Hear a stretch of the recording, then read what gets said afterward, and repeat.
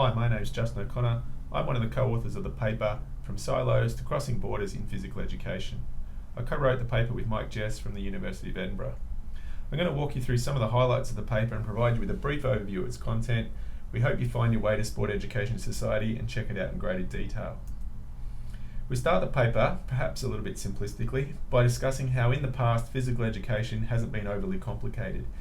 It was consistently delivered as a sort of 3 to 5 week cycles in preparation for a range of different sports that quite often involve skills, drills, and concluded with a large-sided game. This kind of roll out the ball approach was rightly critiqued within the literature for not meeting the needs of a wide range of learners, and put simply, physical education needed to do better.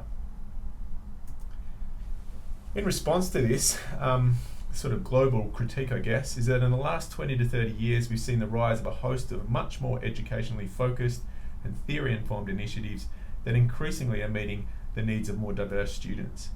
We applaud these initiatives and acknowledge the increasing sophistication of the field as a positive outcome that is responding to the critical discourses of the past.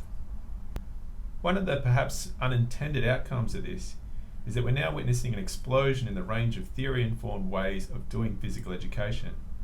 While these kind of suggest a period of exciting and innovative development in the field, there is a real risk of a splintering here into so many pieces that they lose their collective power.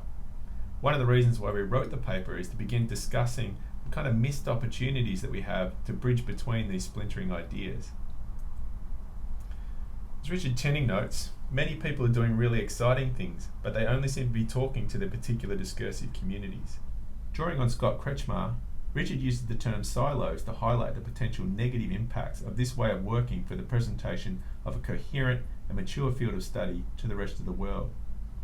We don't argue that we shouldn't work in silos. We think working in silos provides opportunities for theory to be fully realised with depth.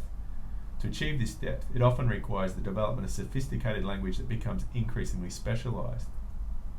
The downside of this is that the process can become a barrier for those who do not have the time to invest, for those who are busy carving out their own identities in other silos, or for those who are trying to make sense of these ideas practically in the classrooms. Most important here is that whilst carving out these concepts, people may actually be saying quite similar things. And so, there is the potential, according to John Evans, that we move through our physical education careers with our eyes wide shut to the different possibilities that might be offered by alternative perspectives to the ones that we carry. This might lead us to become somewhat rigid in our thinking and potentially miss out on other ideas that enhance what we do and know. So we talk about in the paper that whilst the depth is wonderful and we need this depth and expertise, that there is a potential role here for boundary crossing to become more prominent in the field. Boundary crosses, as we position them, can act to spark innovation by drawing on strengths and similarities that exist in siloed communities, as well as to serve to confront or challenge current impasses. Like Dawn Penny, we see the opportunities that sit within boundaries as potentially productive sites for innovation. Whilst working in the boundaries should not be for everyone, and remember we need our depth experts to push theory and practice, and whilst working in the boundaries can be quite lonely and difficult to negotiate, we do feel border crosses are going to become an increasingly important resource in both research and practice. So in the paper, we did some of our own boundary crossing work, and we started to identify some of the concepts and principles that we felt important for people who are looking to work in the in-between spaces. We identified 5 principles that we'll share with you. The first of these principles is that uncertainty is okay. It is okay to have that idea that I don't know where this is going, I don't know where this is heading. Generally, when you start out on a border crossing process, you don't have an endpoint in mind. You acknowledge the fact that this is going to produce something that we don't yet know or fully understand. And if you go in with that mindset, then you're more open to innovation, and is more likely innovation will find you. So our advice here is be willing to give up something you hold to be true and dear, and be willing to learn something new as part of this kind of uncertainty within Principle 1. Principle 2 talks about this as a social process. You can readily imagine sitting at your desk in complete isolation, reading papers or texts from different fields, and that is enough to build expertise in different disciplinary areas or silos. Our reading of the literature, however, in this space is that it's fundamentally, in order to progress, innovate and to develop new ideas and new ways of thinking, that boundary crossing should be a collaborative and social process. It is this collaborative social process that has the best chance of yielding something that genuinely bridges across ideas. This can be troublesome because people have to learn new ideas and be willing to listen to others, but we also think that a collaborative and social process has the greatest potential to reward, invigorate and excite. So for us, border crossing should be a collaborative, participatory social process of knowledge production with an intent to focus on shared problems in a climate of trust. Our third principle talks about establishing the ground rules for border crossing and the need for supportive structures to help facilitate the process. With any of these endeavours, they are long-term, they need time commitment, and they need people who are willing to set aside resources for collaboration. So roles, tasks, meeting schedules, agendas, rules of engagement, and perhaps most importantly, key resources that underpin the process are established and shared. In the paper we refer to boundary objects, and these are the materials that are shared, like key readings, meeting summaries, supporting resources, Google documents, transcripts perhaps, and these are very useful because they are transportable and they serve as the points around which face-to-face discussions can be generative.